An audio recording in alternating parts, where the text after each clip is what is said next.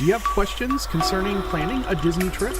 Ask them live on the show or submit them on our website at patmdisneytravel.wixsite.com/planning.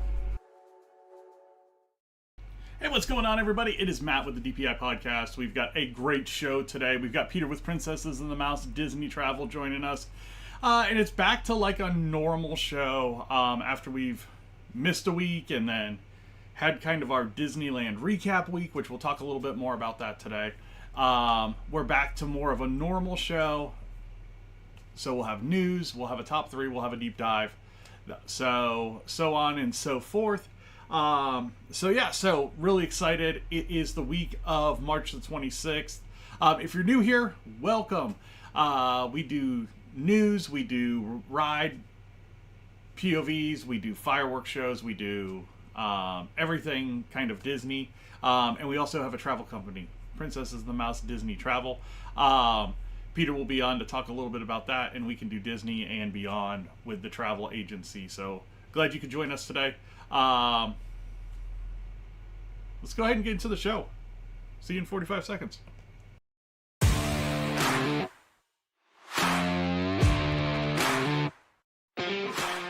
Hi, I'm Matt. Welcome to Disney Planning Insights. Through creative content and live shows, we explain the hidden details of the Disney experience so that our clients can execute memorable adventures. Together with Princesses and the Mouse Disney Travel, we have helped hundreds of clients plan, book, and prepare for magical Disney vacations. Let our experience help you avoid common planning mistakes and maximize the enjoyment on your next Disney trip.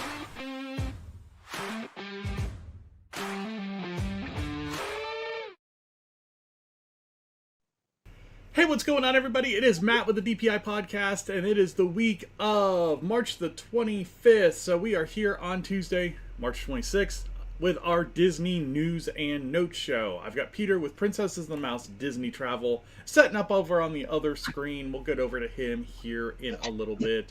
Real quick, if you haven't been over to the channel in a while, definitely want to go over there and check out some of the stuff we're putting up from Disneyland. We have Big Thunder Mountain, we've got Mr. Toad's Wild Ride, we've got World of Color 1, we've got Mickey's Mix Magic Fireworks Show, and we're going to have a ton more over there in the upcoming weeks.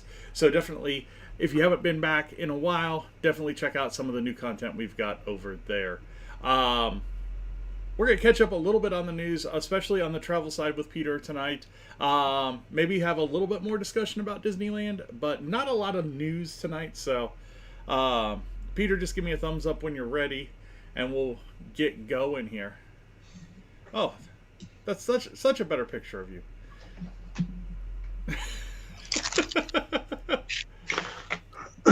So definitely want to check that out. If you ever want to check out some of our sites, you can check them out at the bottom. You've got the website that just scrolled at the bottom. There's all of our social media at DPI Podcast for Facebook, at PATM Disney Travel for the travel side, at Disney Insights over on... Whoa, Cash Money. He's flashing cash. Where are you? I'm in my office. No, I don't have your video. Really? Yeah. I see me. Weird. It looks like there's been an update, which is what was causing me trouble getting in here. Ah. All right. Well, let's go ahead. Let's get into the news a little bit with Peter with Princesses and the Mouse Disney Travel. Peter, how you doing tonight? Well, other than the fact that all you are is a big MH. There's no Matt here. Sometimes that's the best way to look at me. Yeah, it's true. How is golf season progressing? Pretty good. Busy. We've it's been more swimming than golf keeping me busy, but obviously golf keeps me busy too. So just busy. Sorry, I'm still trying to... So on your side of this, you see you and me? Yep. Yeah, you're just a big MH for me. Here, let me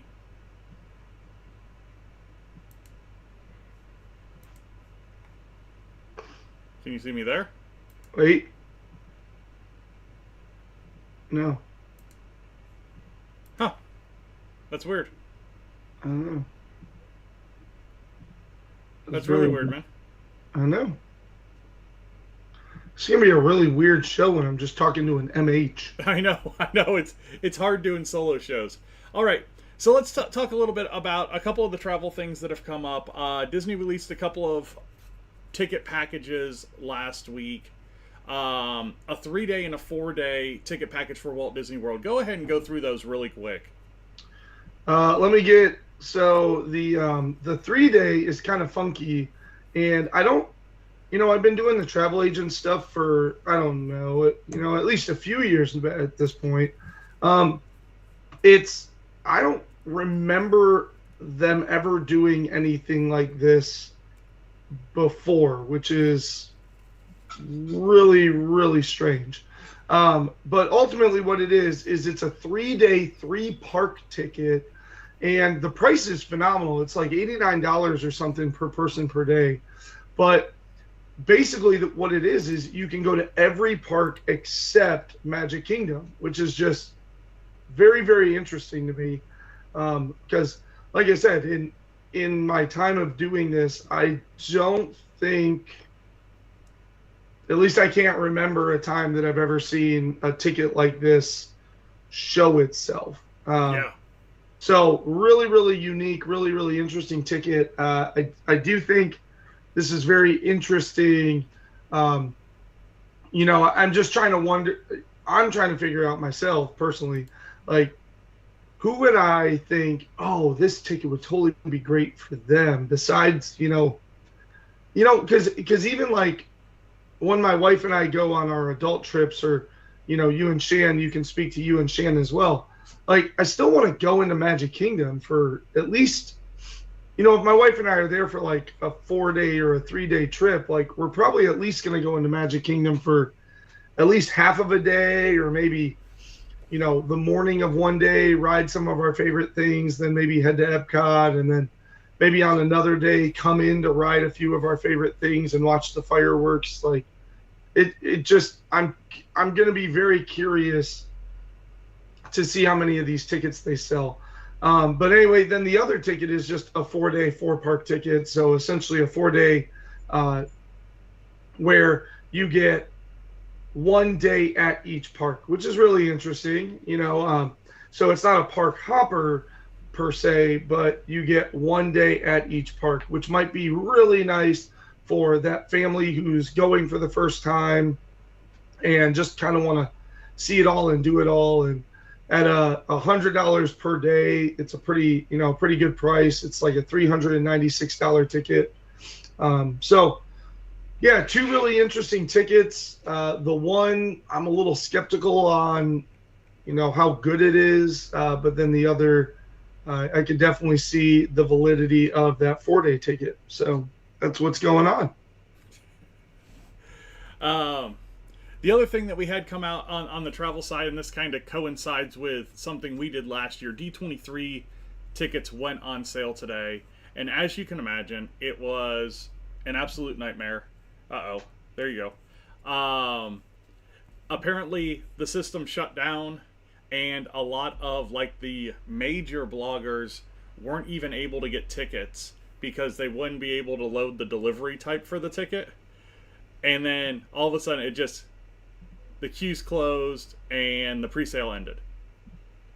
So, if you're a gold member and you didn't get a ticket, hopefully you've got a Visa, a Disney Visa card, and you can go at it again tomorrow. So, but if you're not, it could be struggle bus for you. Now, one thing about those tickets, and you weren't on to talk about this, did you see the prices for some of these tickets? I did not even look, because like I said, I didn't even want to tempt myself. I didn't even want to look at D23 tickets. I can't, right? Like, I've taken on a new aspect of priority. So, well, and I said last week, I think what we might do is we might do a recap show for the entertainment one, because they're gonna YouTube them again. They're gonna live stream them, and then maybe we go live for the parks and entertainment one on Saturday night, and it's gonna be at like 10 o'clock our time. But maybe we like Mystery Science Theater 3000 it, and just talk in the foreground while they're doing all these announcements, and kind of give our feedback and that kind of stuff as it's going on. So that would be fun. So yeah, that lets us still kind of be a part of it, and probably do more than a lot of people there will be able to do. Yeah, because that was crazy during the different panels. Man, they went all sorts of, you better stop recording. Yeah.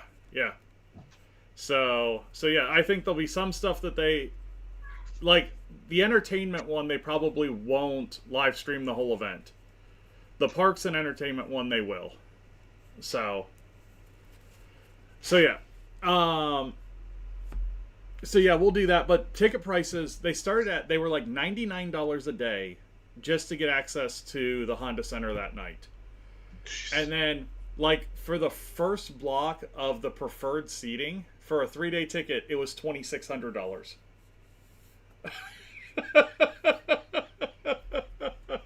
Yeah, news for you. I wasn't able to go anyway. Yeah. At prices like that. Yeah, No, so like, if we wanted just to get, like, Honda Center access tickets and, like, have tickets for all 3 days, we could have paid $300 for them. But we would have been in different seats for each night at the Honda Center, and it was a cluster. And you're over there sorting Lorcana cards again. No, not. Shan actually let me buy some today. Okay, I'm kind of. So yeah. I currently have 3 first chapter box, 3 Inkling box, and 2 Floodborne boxes unopened. I need to finish the Floodborne set. Well, I got 2 booster boxes, so they might be sitting behind me. Yeah.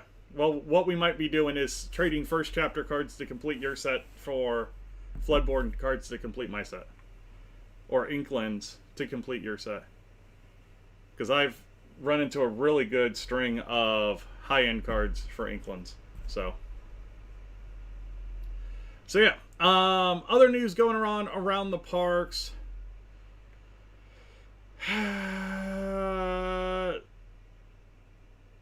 Disney World's affordable and attainable housing project approved by county commissioners despite transportation concerns. This is a project that they're putting together in Orlando to provide a block of housing, affordable housing for people. It had been met by a ton of criticism by locals, and the county commission still pushed it through. So there you go with that.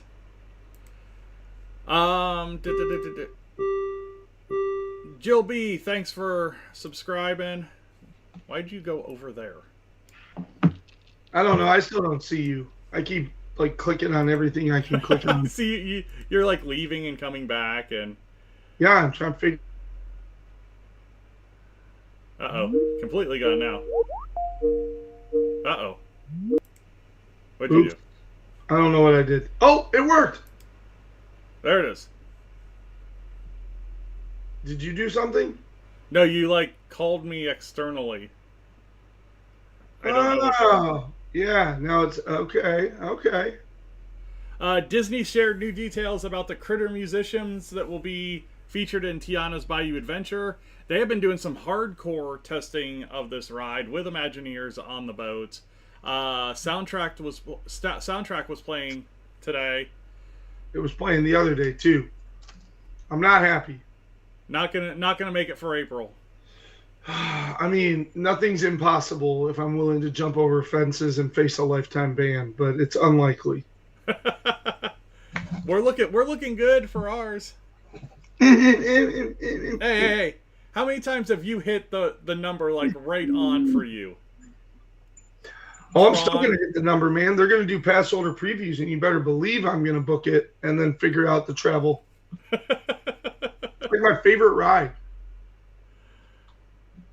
They've redesigned one of my, like, easily top 5, maybe top 3 going back to Lorcana Challenge, Disney Lorcana has announced that they will be reassessing the event caps and adding additional tickets to sold-out events and delaying the live launches of upcoming event ticket sales until a decision is reached. So Lorcana's doing these regional events. There's 4 international events. There's 6 in the States. And like anything that Disney does, it was a clusterfuck trying to get a ticket for this. I don't think we've ever said the F dash dash dash word. But he didn't say fudge. Yeah, that's what I'm saying. Like, you could have said cluster fudge. Oh my goodness. No, it was. Well, we are now an R-rated show, folks. No. That's PG-13. PG-13. Yeah, you're right. You get 1. You do it twice, you get R-rated. Yeah. Yeah. Hope you enjoyed using your one and only. Seasons of Force over at Disneyland's getting 2 popcorn buckets. A Jabba the Hutt popcorn bucket where the jaw opens, and a Millennium Falcon popcorn bucket. So if you are popcorn bucket collectors and you're going to be in California, basically April 5th through the end of May, you can pick up one of these popcorn buckets as they are available. Also, while you're out there, you can check out some of the drinkware from the Galactic Starcruiser. They are reusing some of the drinkware from the bars in the Galactic Starcruiser at Oga's Cantina. They will debut on April 5th. The Chandrillian Chalice and the Chandrillian Orb Glass will be coming to Oga's Cantina. So you can get the Silvery Sea Martini and Fiery Mustafarian. In World? No, Land. Ah. Yeah, everything goes to Land. They're so lucky. Ah. Disney, similar to what Disneyland did for Magic Key holders, Walt Disney World has finally created an Instagram account for Walt Disney World annual pass holders, which will provide information for pass holder exclusive events and deals. It's basically a straight go-to for pass holders. In the best news of the week, the Cake Bake Shop is now hiring at Walt Disney World. They are having open hiring events basically all this week for their Disney Boardwalk location. This is near and dear to our hearts because this is kind of a local shop for us here in Indianapolis that will be in Orlando probably here in the next couple of months if they're hiring now. So I would say probably June, July-ish, as soon as you don't want to eat a big-ass slice of cake. Yeah, I'm going to the open hiring event. There you go. What I get. So Tuesday, Wednesday, Saturday, Town Place Suites, Marriott Orlando at Flamingo Crossings is where the hiring event. What's that? I will be there by Saturday. There you go. And then last but not least, we talked about this a little bit on the segment that I did for Friday, but Disney released their 3rd Wish class ship. It will be named the Destiny, be themed to heroes and villains. Peter will be sailing on it in September of next year, and it hit the construction milestone of setting the coin last week. So, or you're going to do it fall break next year. What? What, huh? Or are you doing the treasure? Yeah, spring break of next year. Oh. It's already booked. Is it on the treasure or what's it on? Wish. On the Wish? So. I think so. All yeah, right. I think we have a concierge room on the Wish. Nice. Or whatever. Yeah, concierge room. Got that special club and that popcorn. Yeah. And the good seats at the shows. Any other news that you've seen over the last few weeks that kind of piqued your interest, even if it's something I talked about last week? We can kind of rehash it. I don't think so. And even if I did, I'm sure, like, in the moment, I was like, oh, cool. And now I've completely forgotten it. All right. Well, then it's everybody's favorite part of Disney Planning Insights. No, not Lorcana. Oh, my fault, my fault. Not Lorcana. We're not even doing a Lorcana segment. We're just sprinkling it in. It's top 3 time. Maybe. Sprinkle, sprinkle. Business trip. Did the people move around? It does tingle a little bit.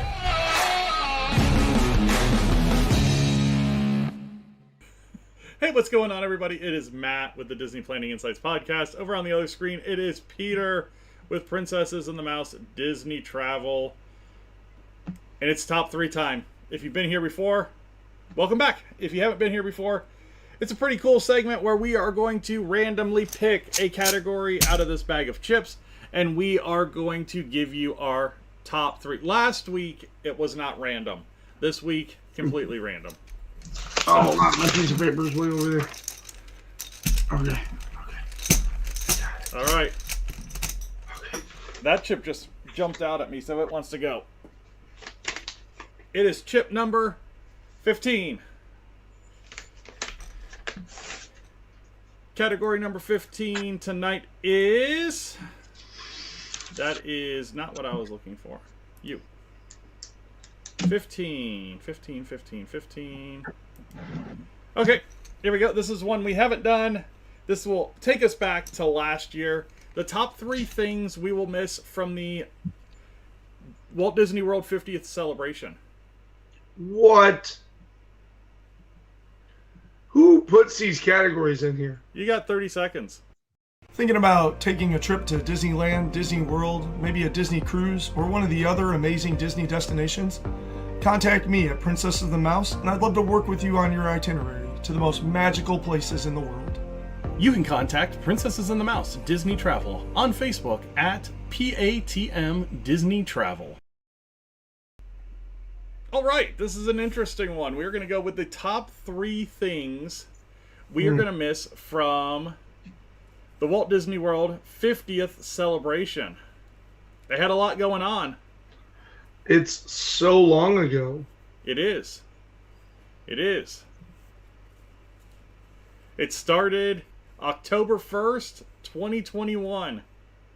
It ended in March the 30th, 2023. Did you just happen to know that, or did you just look that up? You had to. I knew it. No way. Yeah. Really? Yeah. How? Because I'm a sad person. Well, sad person, I guess go ahead and start this obscure topic. All right. So, my number 3 is going to be the 50th anniversary cavalcade. That's a good one. I would like to make that my number 3. Let me go ahead and talk about it. I think as far as Disney fans go, the cavalcades were a step in the right direction during COVID. And what they did with the 50th cavalcade was really, really good. It introduced the characters in their 50th anniversary outfits. Had a really, really good music soundtrack to go with it. And just all in all was a really good kind of transition until Festival of Fantasy Parade came back. What, in 2022? I think March of 22 is when it finally fully came back.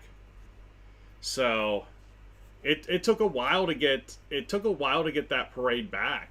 But yeah, it was such a good bridge, and it was such a good little show, and I think it kind of unlocked the ability to have that secondary parade again, because they had like Move It, Shake It Dance Party and that kind of stuff, but it was nothing like a little mini parade, and that's what the 50th anniversary cavalcade ended up being. So that's going to be my number 3 is the 50th anniversary cavalcade. Peter, what is your number 3? Well, it's funny. So I don't have to miss them, which is why I'm only going to do them with number 3, because I can still get to them. But as of right now, I don't know if we're going to get more of them. So I am going to go with the character statues. One of my favorite things that they did during that 50th celebration was the sprinkling of the golden character statues all throughout the park. And in addition to that, then you could buy like mystery pin sets and all this other stuff to try and like collect the pins of all the statues. And so there was just a lot going on around those statues, where they put the top 100, or not top 100, but like, I mean, in 50. those 100, there's iconic as well as diverse, as well as old and new, and right. So in those statues throughout the park, and this is why I'm making it number 3, because I'm going to go down there next week and I can go wave at the statues and they'll play their music. But what was awesome is they debuted, right? Yeah. And so as of right now, I can't imagine any more of those golden statues will show up. And so I will say that for my number 3. One of my favorite, I'm kind of also treating this as one of my like favorite 3 things that they did during the 50th celebration, right? Yeah. No, I'm good. I'm good with that little twist on our top 3 tonight. Yeah. So, well, because I'm not gonna walk around and see new gold statues, right? I have the gold statues. So yeah, I'm gonna go with that for my number 3. I really enjoyed the addition of those gold statues into the park, and I think it would be really cool if in a future one they continue adding to that, or maybe alter the locations of them, or something else along those lines. But really enjoy those being a part of the park now as a result of the 50th anniversary. Yeah, so, and the use of the Magic Band around them was really cool as well. That was a really neat touch, what they call that plussing it type of thing. It was cool enough just to have the statues, all really well done statues, but if you had the Magic Band pluses, you had the ability to wave at them and get them to make the noises or play a little piece of music or something like that. So yeah, and that still works. Your Magic Band kind of vibrates and you wave at them, and then they'll start making noise and playing their things. And so we could even say that, right? Just the Magic Band pluses becoming a thing during the 50th, which is now awesome when you go to Disneyland, because your Magic Band Plus is able to be used over there, which prior Disneyland had no interest in incorporating the Magic Band technology. Well, and I think they had to with the new gates coming in and that kind of stuff, so they needed to have functionality across the park anyway. So, which we'll get into that on another topic, because those are weird, like adding them to your account and that kind of stuff. So we'll have to talk about that on an actual show about getting the Magic Bands added to your account. All right, let's go to our number 2s. Number 2, Shannon, I love your number 2, so I'm taking it because I had like 5 or 6. Cheating! But, and I don't know that this would come up in yours because you had such a bad experience here for it, but the 50th anniversary menu at California Grill. We did that experience, and we had a really good experience there. It was we loved the food. I'm upset that it took me over 2 hours to dine. Yeah. And we had a long experience there as well, and it didn't work out the way we wanted it to, because we tried to time it to where we could go out onto the balcony and watch the fireworks and that kind of stuff, and it was just like one of those like misty, low cloud, just miserable October nights. Or no, we did it in November. So it was one of those nights to where we just couldn't do that. So we tried to get on the monorail, get over to the park before the fireworks started. Our monorail breaks down at the Floridian because one of the doors won't close. It was it was like, it just wasn't meant to be. By the time they finally got the door to close on it, we just drove past the Magic Kingdom as the fireworks were going and watched the fireworks from the monorail. It was just one of those nights for us. But no, the food was spectacular. They brought back a lot of classics from their older menus, and that's another thing that I'll probably bring up is some of the restaurant changes that happened during the 50th. You only have one left. I know. Like I said, I had like 5 or 6, but Shannon's was really good. Hopefully I'll take one or two of them. I completely forgot about the 50th anniversary menu. So it was a great thing. And California Grill by itself is a great meal. It's the restaurant that's on top of the Contemporary. High-end restaurant. Probably third or fourth when it comes to like if we were to rate like top end restaurants, it's probably up in that top 3, maybe 4th, depending on if you're including Springs or not. Well, it also depends on if you want to spend $200+ a person. Yeah. Because if not, then Monsieur Paul and Takumi Tai are. But yeah, no, really, really good food. Good menu. We actually still have our menus. We took because they were paper menus at the time, and we just took them. They weren't paper. He's lying. He stole them. It was all paper because it was COVID. I was surprised we didn't have to just scan a QR code to look at our menu at Cali Grill. But so my number 2 is the 50th anniversary menu at California Grill. Peter, what's your number 2? I don't know. You talked so long, I forgot. Oh, I remember.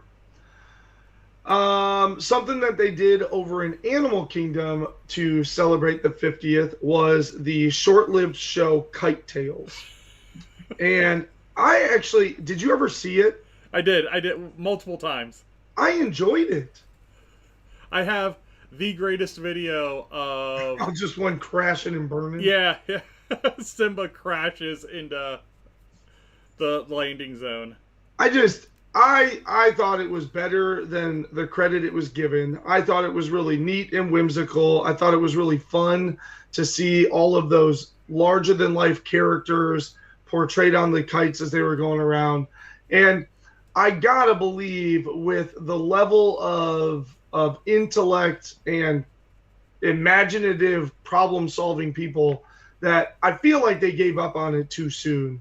Where if they would have kept plugging at it and keep figuring out the aerodynamics and the choreography of it, I think it really could have became something. And the reason why I really miss Kite Tales is, and why I'm putting it on this list, is because you and I at length have talked about how absolutely awful it is that Animal Kingdom doesn't really have a show. They don't really have a good, outside of their, obviously I'm not talking about Finding Nemo and Festival of the Lion King, but like every other park has a show or shows or outdoor thing, and just Animal Kingdom doesn't have that. Yep. And I thought Kite Tales was fun and whimsical, and I love the kites.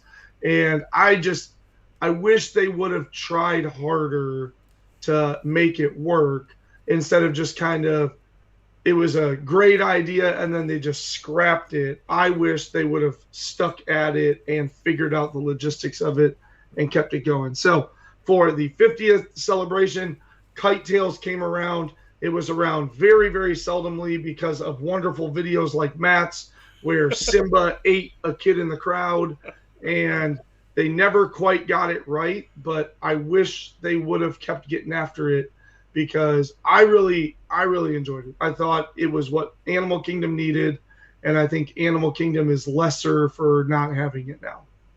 Yeah. No, Kite Tales was fun. It was, I have a great video of it, but, we watched it from the main theater, and then we watched it again from Flame Tree, the little buildings that you can eat at behind Flame Tree. And yeah, it was a fun show. It was ambitious, and I think it was a lot bigger than that area could allow for.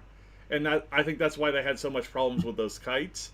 But they didn't have enough people to do the ancillary stuff as well. Remember, they were still running on these skeleton crews coming out of COVID. This show, I think, was really hampered by that. Over on the Twitch stream, hey, Paz, thanks for coming back and checking us out. No, one of our friends from the Lorcana stream checking out one of the live streams, which is cool.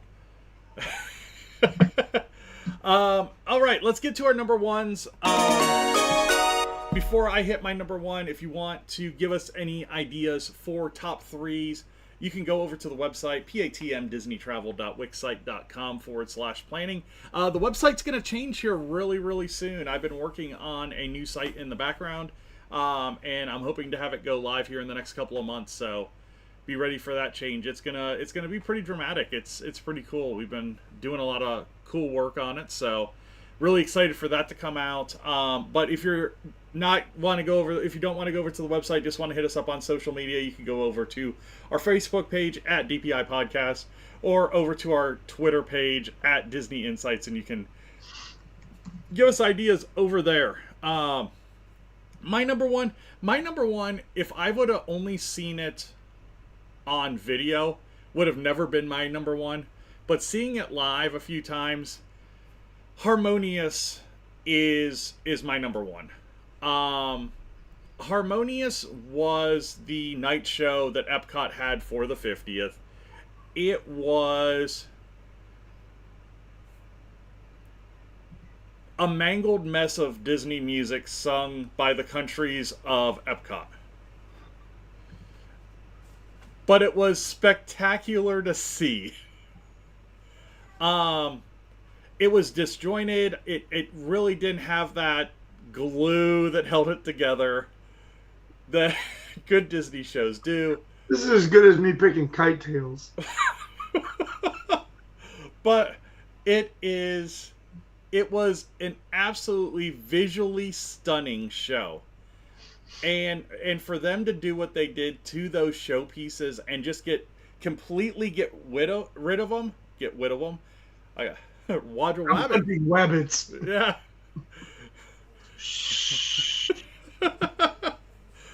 To completely get rid of them and like scrap them, I thought was crazy. I mean, think about what they could have done with something like one of the taco barges at Animal Kingdom in that lagoon with a show. You know, yeah, there were a lot of things that they could have done with that stuff instead of just scrapping it. They could have flown kites around it.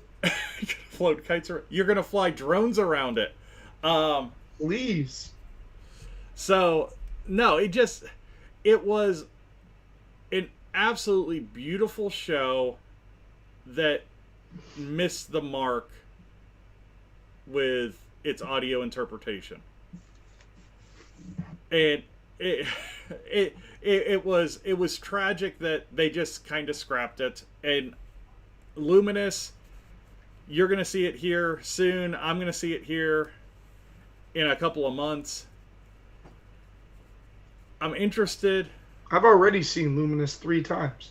Okay, you've already seen Luminous. I'm interested to see what it looks like live compared to Harmonious. It's pretty good. I like it. I've seen it from 3 different places now. I think my favorite is Back by Japan. I think you turned me on to an Epcot firework location. Yeah. It just with as much as Harmonious had going on, Luminous has a lot to live up to in that aspect. So, at least in my eyes. So, my number one, 50th.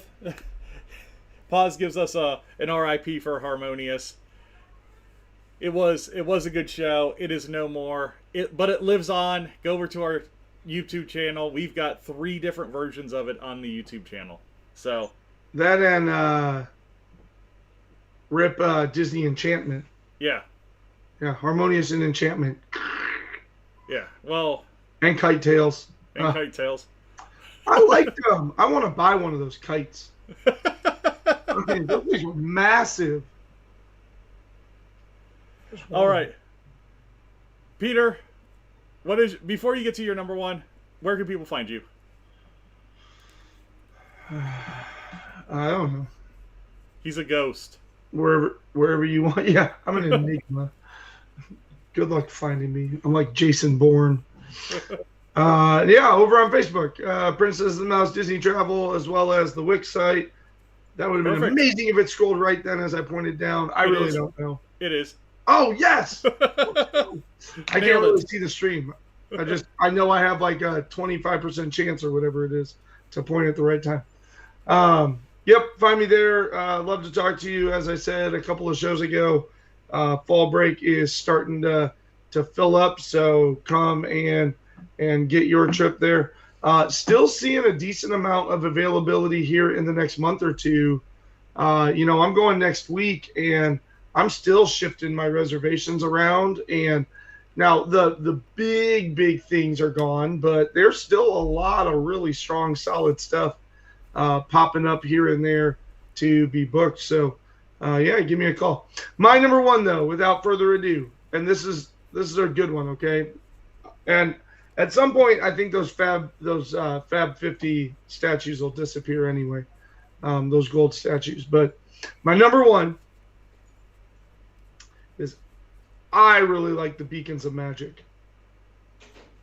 That is the number one thing that I have, walking through the park at night. I really love, the one I love the most was the Tower of Terror. Oh, yeah. One of my lights just died. We're moving on without him, folks. We're on to Cincinnati.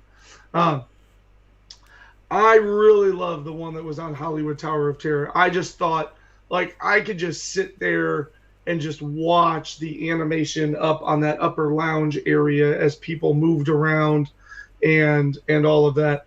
I mean, I could have watched that for a very long time. I just thought that was so cool. For those of you that don't know, the Tree of Life, the castle, the Tower of Terror, the Hollywood Tower, and the Epcot Globe all got these enhancements, and 3 of the 4 of them are gone now. The Epcot Globe is obviously still doing its lights, and I can't imagine that they'll get rid of that because that has just made the Epcot Globe so awesome. Yeah. They would just be dumb if they got rid of what the Epcot Globe is doing, really ever. But the other 3 parks did special kind of lighting effects and 3D mapping and all of this late into the night, and I am going to miss that. I thought those were really fun and really cool to look at.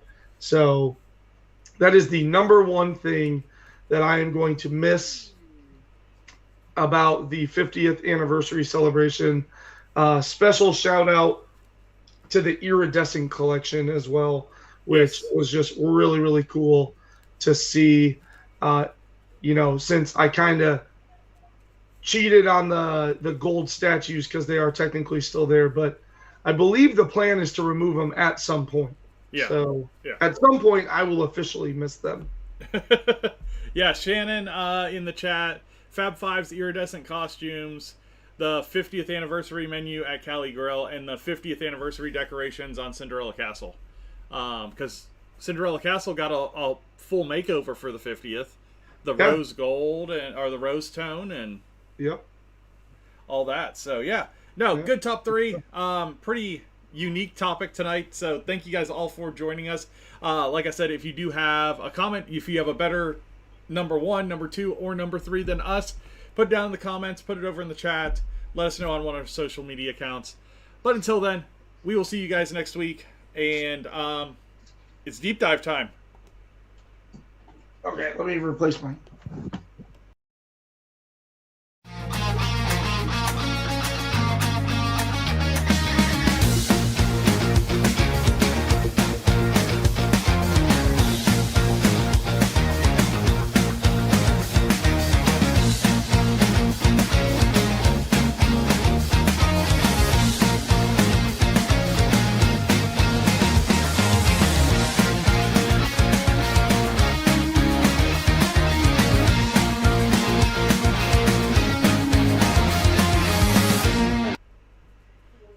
What's going on, everybody? It is the DPI Deep Dive. Over on the other screen, over there, I believe, is Peter with Princesses of the Mouse Disney Travel.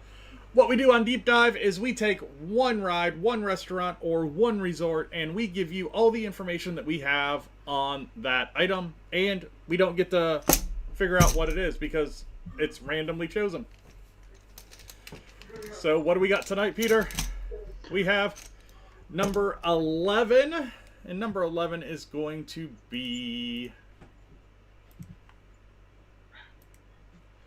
the Coronado Springs Resort at Walt Disney World.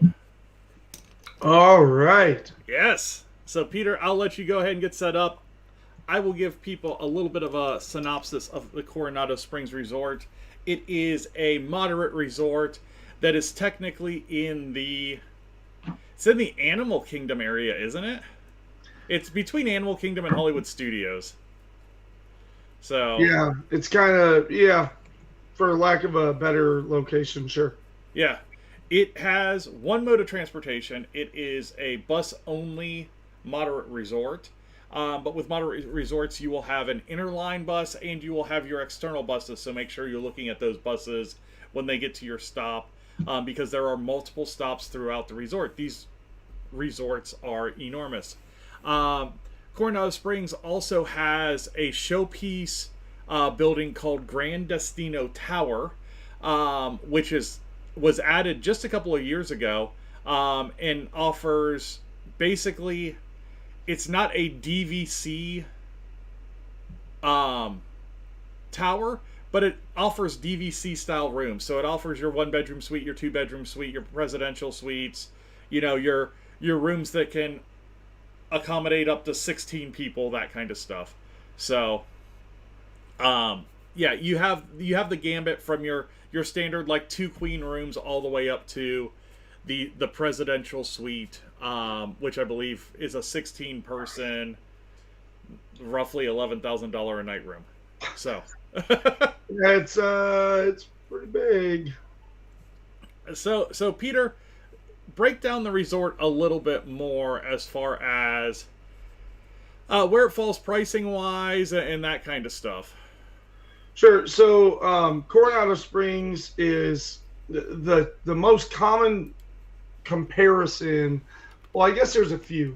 Coronado Springs is very similar to Caribbean Beach, and also kind of similar to like Saratoga Springs and Old Key West, because what all of these resorts have in common is they have a central building where their like largest, pool and restaurants and quick service and shop and check-in desk. But then the resort is kind of very spread out with these sort of like hubs. And within these hubs, you have several buildings, somewhere around 3 to 5 buildings, and a bunch of rooms. The buildings are not crazy tall, typically 2 stories. And as Matt was kind of talking about, all sorts of different rooms. You can get a 2 queen room. You can get a king room. You can go into the tower and get these 1-bedroom suites and kind of deluxe suites and presidential suites and all of this stuff as you kind of go through Coronado Springs. And so lots and lots of room types, lots of uniqueness. And as I was kind of saying, price-wise, though, it fits in right around Caribbean Beach. So you can expect, depending on your kind of standard room, is going to come off in the low to mid 300s, maybe a little higher, depending on the type of year, maybe a little lower if it's really, really not peak time. And all the way up to, like, as Matt was saying, like the executive suites in the tower come off at like, I think 15, 16-ish hundred a night. So you've got this wide range of prices, this wide range of amenities. And so it is kind of nice in that you can kind of have it all. But you got to be careful because depending where you are in the resort, like you might be in the resort, but you might be crazy far away from from like the big main pool there. So, but just like Caribbean Beach, it has like these leisure pools. Think your standard hotel pool, nothing more than just a little bit of water, and but then you've got this big, nice main pool that this one's kind of unique because it's almost like it's its own separate thing, because where you check in is actually not like right there. So like the desk with the dining and everything like that is kind of over by the tower, and then the pool is sort of like the middle of the resort. So you're kind of around this big lake, and you've got these different pod areas, and they all kind of converge into where this pool area is. And this big Grand Destino Tower is right next to the classic main building. And then one more thing that I'll make note of with Coronado Springs, and me, typically this is a deterrent. The big convention center is there. So the reason why I say that's kind of a deterrent for me is because a lot of people will stay at Coronado Springs when they're there on a business meeting, yes, which detracts a little bit away from the Disney magic for me. And this is just me. A lot of people could disagree with this statement, but you know, if this random business meeting is there, and so I'm coming home from the parks, and all I see is, you know, 80 people in suits wearing "Hi, my name is blah blah blah" conference.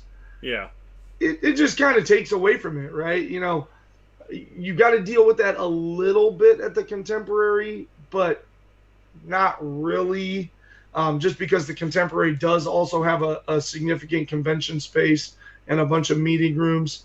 But here, I mean, it is a huge part of the property is this very, very large convention area, which will then kind of cause those people to be in the lobby and around the quick service and around the tower and all of that stuff. And it seems to be like a hub for like Run Disney events and that kind of stuff as well. So if you hit those weekends, be aware of that as well, because they do some room modifications, that kind of stuff. Now, one thing that's really nice about this is because it's kind of in that same ilk as Caribbean Beach. When the deals come really nice to this resort. I was looking at the stay and play longer deal that's going on through early July, and the standard room at Coronado Springs is down to $211 a night. So $74 off a night. So that's a pretty good discount on a room when you're thinking about somewhere to stay that's going to have some of those elevated experiences. And with elevated experiences at the moderates, one of the things you get is you get a few more dining options than you do at your value resorts. So at Coronado Springs, you've got a couple of full-scale restaurants. You've got Toledo, which is the tapas, steak, and seafood restaurant. You've got the Three Bridges Bar and Grill at Villa del Lago.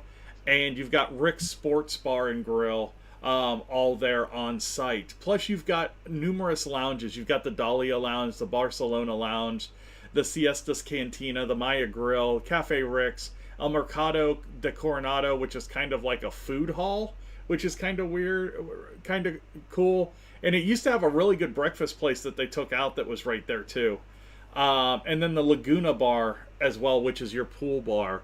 So that's one of the nice things when you get to those moderate resorts, you get a few more of those options for your stay to where you can kind of stay on site a little bit more. So talk a little bit about like the pool and some of the other amenities that they have on site. Yeah, it is a moderate resort, and so the pool area is very neat. It is kind of built after like a Spanish kind of Mayan fort type of that kind of Central American vibe and theme. Really nice pool area though, good sized pool. You have, I'm just looking in at it because I do not believe, but I don't want to say something incorrect. Yeah, I don't believe so. Yeah. Yeah, it's got a playground at the pool, but it doesn't have like a splash area per se. Good size hot tub. But again, like the pool area has like this Aztec, Incan, Mayan pyramid that comes up, and that's actually what you kind of go behind to start the water slide. Good size pool though. There is that cantina, the Siestas Cantina that Matt was saying is right there off the side of the pool bar, so you can order, quick service style food, sandwiches, wraps, burgers, things like that, drinks. There's also a volleyball court there. There is the arcade. The arcade is there, which obviously lots of kids will enjoy.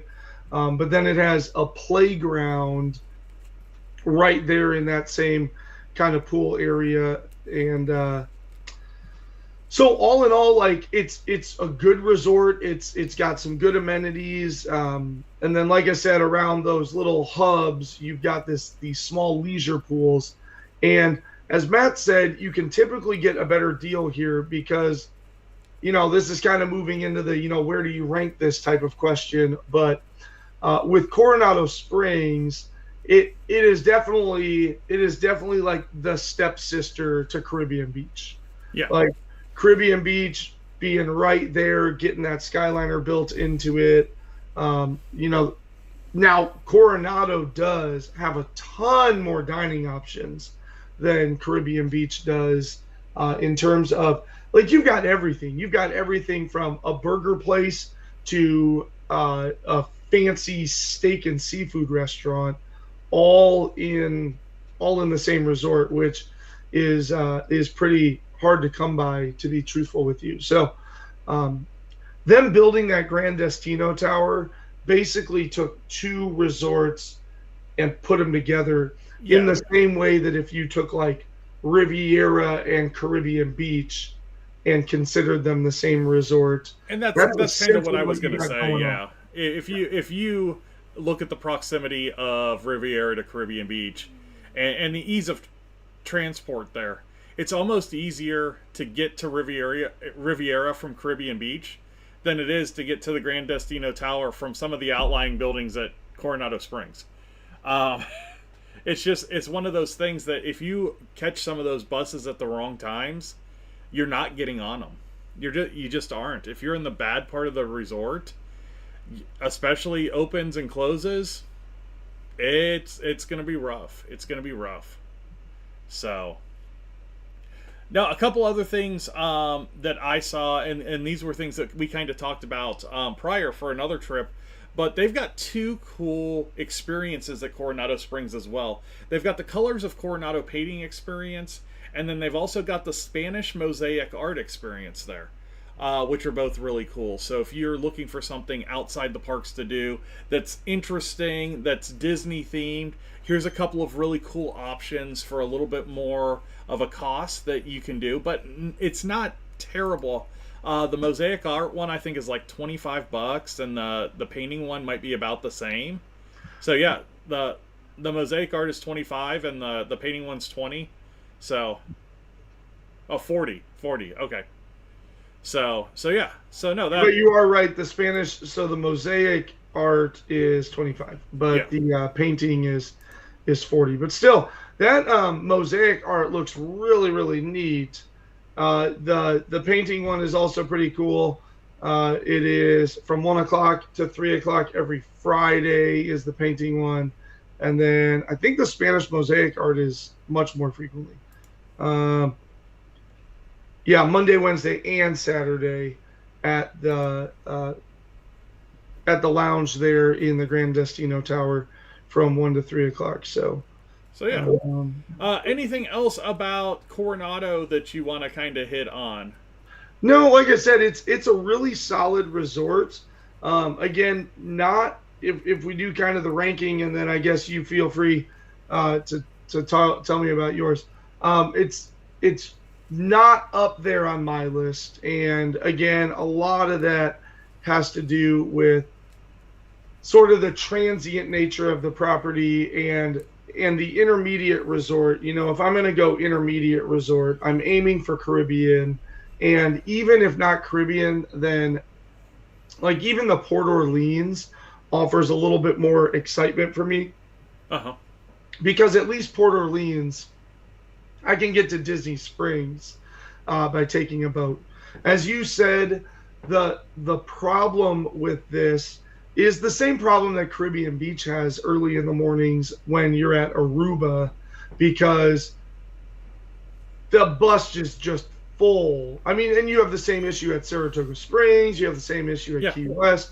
Any of these resorts where you have the central building and then you have the outlaying hubs where the buses grab people from every hub, you are really, really at a disadvantage because, I mean, Saratoga Springs, we were there for 10 minutes. A bus just went driving right past us for Magic Kingdom because it was full to the brim. The wait time for a bus then jumped. As soon as that bus went by, it jumped 20 more minutes into the future, and I immediately opened up my Uber app. Yeah. And so you're going to run into that a little bit, especially if you're a big go right away in the morning type of person. You're going to run into, hey, doing a little bit of research and finding out, like, where does the bus stop first and requesting a room in that area so that you don't have to deal with that heartache, or being prepared to potentially grab yourself an Uber if needed. Yeah. Now, in years past, the bus came in and went to the left, so it would come in the main entrance, go around clockwise around the resort, starting at the main building and working its way all the way around to the Grand Destino Tower. I don't know if that's changed any, if they've moved it to start at Grand Destino and then work around. But, yeah, definitely worth the research there. Yeah, I think I'm with you on the rankings. Now, I put this one, and this is sad because I had such a poor experience at Caribbean Beach that it kind of soured where I put Caribbean Beach. So, and I had such a great experience here. We were there when it was being built. The Grand Destino Tower was being built. So, what's up? It does stop at Grand Destino now, and then continue on to the left from Casitas to Ranchos to Cabanas. Okay, so yeah, so starts at Grand Destino, works its way around for the bus system. But yeah, so really, I really like the rooms here. Very, very subtly Disney themed. They were Three Caballeros themed. When I was there, that was the Pardon Our Pixie Dust pins that we got were the Three Caballeros, so they really take that and really run with that set of characters throughout. And it's a really, really nice resort just to walk around at. Just a beautiful walking resort. You get out, you get into these like Spanish courtyards almost between the buildings, and just really, really cool areas. Really cool areas. So as far as it would go for moderates for me, it's probably number one for my moderates. With Caribbean Beach, if I was in a better room, probably really close behind. And then we'll see what the Port Orleans offers this year as we go there and check that out. And we'll kind of put that on our list as well. So yeah. Anything else on the resort, Peter? No, I think we kind of talked about it. It has been around for a long time, though. I'm kind of interested in its opening date. 1997. 97? Yeah, it has been around for quite some time. So that means it opened just a few years after Animal Kingdom opened, which makes a lot of sense. Yep. As Disney World was developing that kind of southwest side of the property, putting in that theme park and then building Animal Kingdom Lodge and Coronado Springs as well to increase its offerings. All right. Well, that is tonight's DPI Deep Dive. Thank you guys all for joining us. If you do have any questions about booking travel to Disney's Coronado Springs, get with the guy on the other screen, Peter with Princesses and the Mouse Disney Travel. You can find him over at Facebook at PATM Disney Travel. Although I will try to talk you into doing Caribbean Beach, unless you're going for a conference or a Run Disney event. All right. Well, thank you guys all for watching. You guys have a wonderful night. We will see you next time. Bye now.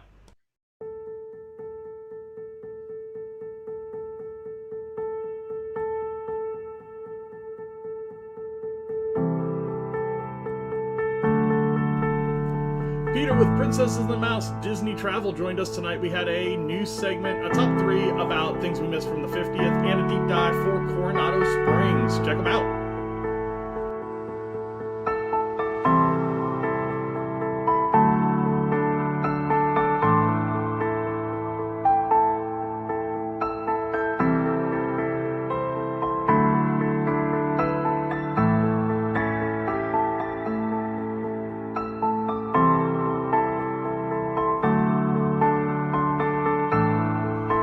If you're looking for us on social media, you can find us in a lot of places. The easiest is going to be over on Facebook at DPI Podcast for the show page, and it will be at PATM Disney Travel for the travel page.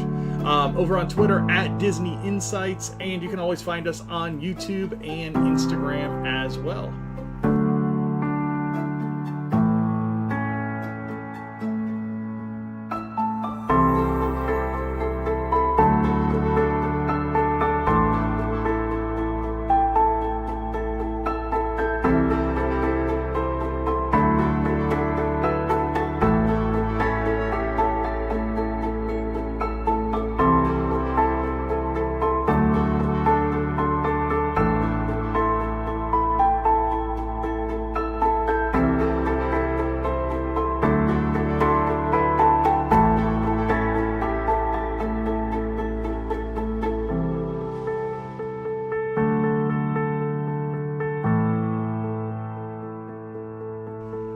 Thank you guys all for